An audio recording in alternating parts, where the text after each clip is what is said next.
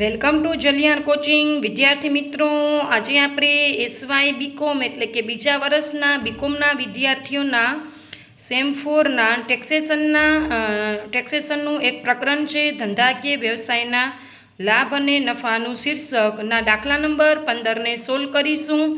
રકમ તમે જોઈ શકો છો વિદ્યાર્થી મિત્રો.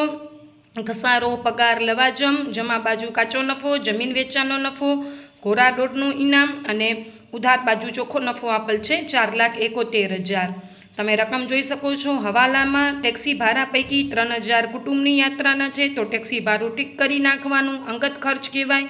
વેચાણ વેરા પૈકી 30,000 ચૂકવવાનો બાકી છે તો વેચાણ વેરો 30,000 ટીક કરી નાખવાનું. એક કારીગરે 3,000ની સાયકલ અને 7,000ના ડાયમંડની ચોરી કરી હતી. આ ઉચાપતના નુકસાન તરીકે ઉધારેલ છે તો ઉચાપતનું નુકસાન ટીક કરી નાખવાનું.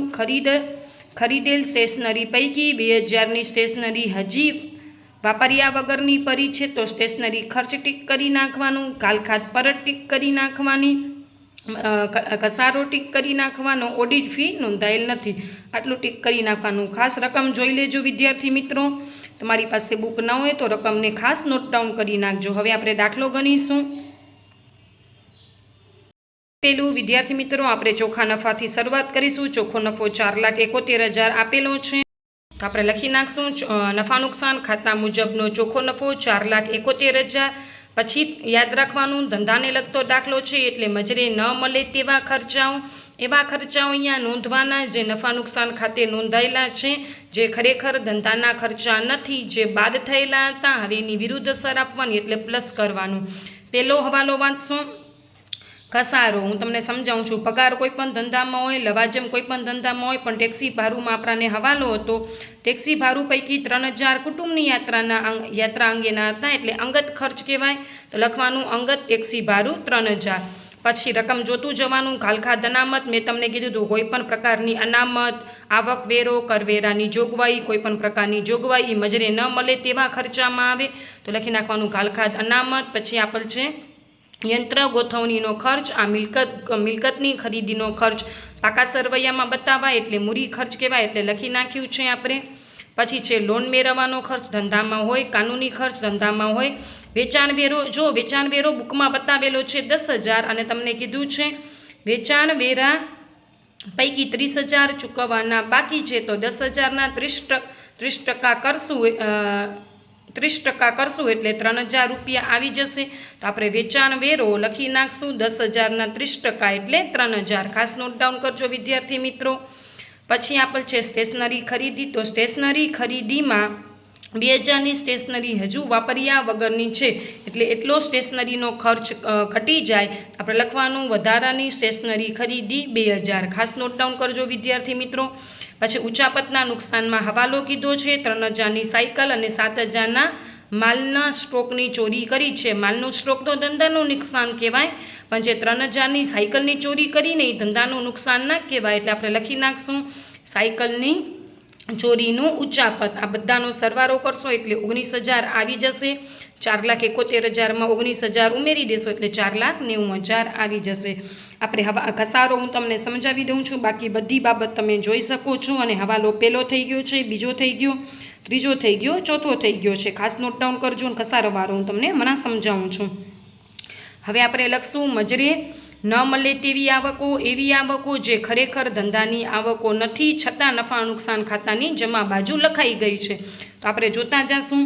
જમીન વેચાણનો નફો અન્ય સાધનની આવક કહેવાય. ઘોડા દોડનું ઇનામ અન્ય સાધનની આવક કહેવાય. જન્મદિવસની બક્ષિસ અન્ય સાધનની આવક કહેવાય. આ બધી અહીંયા લખી નાખવાની છે. ખાસ નોટ ડાઉન કરજો. પછી આપણાને આપેલ છે બેંક વ્યાજ તો અન્ય સાધનની આવક કહેવાય એટલે મજરે ન મળે તેવી આવકમાં લખી નાખવાનું વિદ્યાર્થી મિત્રો. ખાસ નોટ ડાઉન કરજો. હવે આપણે કાલખાત પરતનો હવાલો વાંચીશું.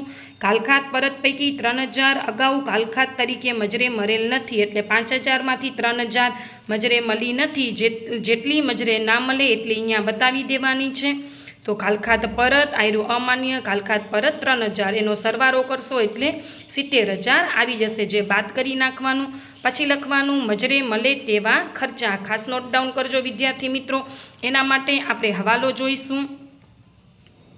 કીધું છે મળવાપાત્ર ઘસારો 10,000, આપણે ઘસારો ગણ્યો છે 8,000 પણ આવકવેરાવાળાએ માન્ય રાખ્યો છે 10,000 એટલે આપણે ઓછો ઘસારો ગણ્યો છે. જો આપણે વધુ ઘસારો ગણ્યો હોય તો મજરે ન મળે તેવા ખર્ચામાં લેવાનું, અને આપણે ઓછો ઘસારો ગણ્યો હોય તો મજરે મળે તેવા ખર્ચામાં લેવાનું. મળે તેવા ખર્ચા એમાં લખ્યું છે ઘસારો 10,000 માઇનસ 8,000 એટલે 2,000. ઓડિટ ફી 2,000 ચોપડે નોંધાયેલ નથી એટલે આ ના નોંધાયેલ ખર્ચો કહેવાય, જે પણ આપણે બતાવી દેશું.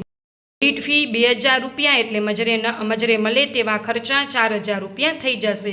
મજરે મળે તેવી આવકનું શીર્ષક આપ્યું છે પણ આપણા દાખલામાં કાંઈ નથી. હવે વિદ્યાર્થી મિત્રો આપણે દાખલાનું સોલ્યુશન કરશું. 4,71,000 પ્લસ 19,000 માઇનસ 70,000 માઇનસ 4,000 એટલે તમારો દાખલાનો જવાબ ફાઇનલી દાખલાનો જવાબ આવશે 4,16,000. એટલે ખાસ નોટ ડાઉન કરજો વિદ્યાર્થી મિત્રો. ધંધાકીય વ્યવસાયના શીર્ષક હેઠળ કરપાત્ર નફો બરાબર 4,71,000 પ્લસ 19,000 માઇનસ 70,000 માઇનસ 4,000 એટલે 4,16,000 રૂપિયા. વિદ્યાર્થી મિત્રો કાંઈ સમજાવવાનું ના હોય તો જરૂરથી કમેન્ટ બોક્સમાં મને કમેન્ટ કરજો. તમને વિડીયો ગમ્યો હોય તો ચેનલને સબસ્ક્રાઈબ કરી દેજો, વિડીયોને લાઈક કરી દેજો અને વિદ્યાર્થી મિત્રો સાથે જરૂરથી શેર કરી દેજો. Thank you for watching.